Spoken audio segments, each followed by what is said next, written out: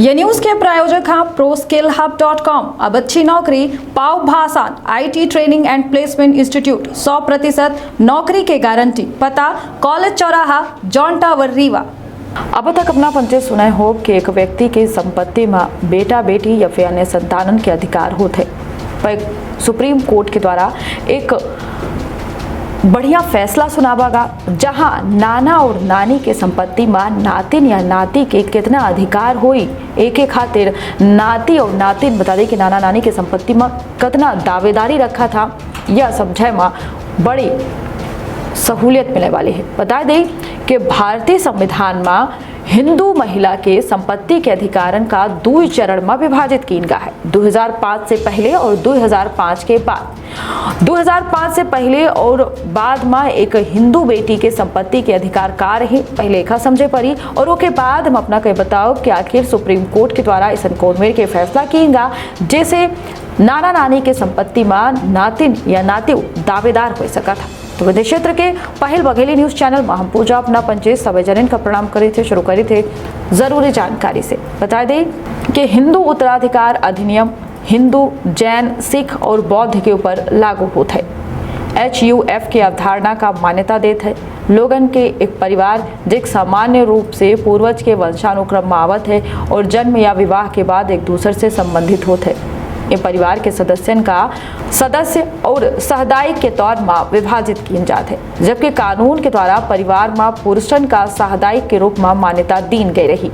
कद परिवार में पैदा होने वाली बेटिन का यह कद नहीं मिला रहा। 2005 से अगर पहले की बात की जाए तो परिवार में बेटी केवल एक HUF के तरह सदस्य रही, साहदायिक नहीं रही। और अब बात करी थे 2005 के बाद संपत्ति में बेटी के अधिकार के।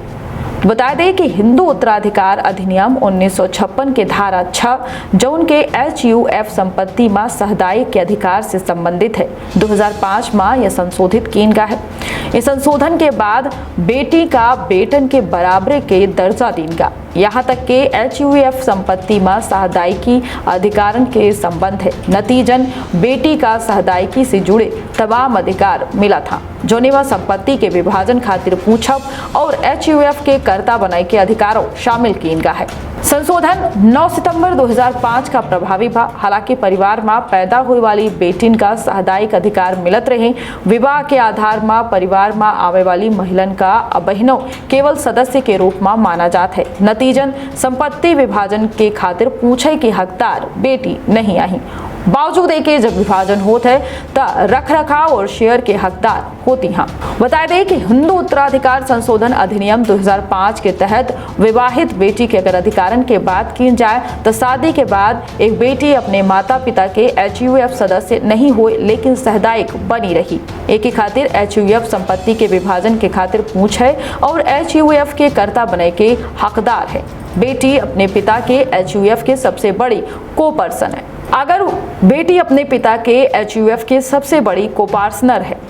यहाँ तक के एक विवाहित बेटी के मामले में जोने के मृत्यु हो गई बे उनकर बच्चा उस शेयर के हकदार हाँ जौन प्राप्त होने वाले रहे। अगर वह विभाजन के तारीख पर महिला जीवित होती, विभाजन के दिन अगर कोनो संतान जीवित नहीं आई तो नाती और नातिन उस शेयर के हकदार हुई जो बेटी का विभाजन पर प्राप्त होते। अगर महिला वसीयत छोड़े बिना स्वर्ग सिधार जाती हैं तो संयुक्त संपत्ति में हिस्सा HUF के अन्य सदस्यों का न मिली बल्कि कानूनी उत्तराधिकारिन का मिली। सजग रहे और सतर्क रहे रखिए आप और अपने परिवार के बहुत ख्याल दे। इजाजत, प्रणाम। एनिमेशन, विजुअल इफेक्ट, इन सभी में रोजगार की अपार संभावना है। कल्पना और तकनीक का अद्भुत मेल एरिना एनिमेशन अब सतना में। यहाँ है बेहतरीन इंफ्रास्ट्रक्चर, उन्नत कंप्यूटर लैब और इंडस्ट्री के एक्सपर्ट्स का साथ। Graphics designing, 2D and 3D animation और VFX की अनूठी राह खोल देगी सफलता के नए द्वार। संभावनाओं का असीमित आकाश। एरिना एनिमेशन, एरिना है तो जॉब है।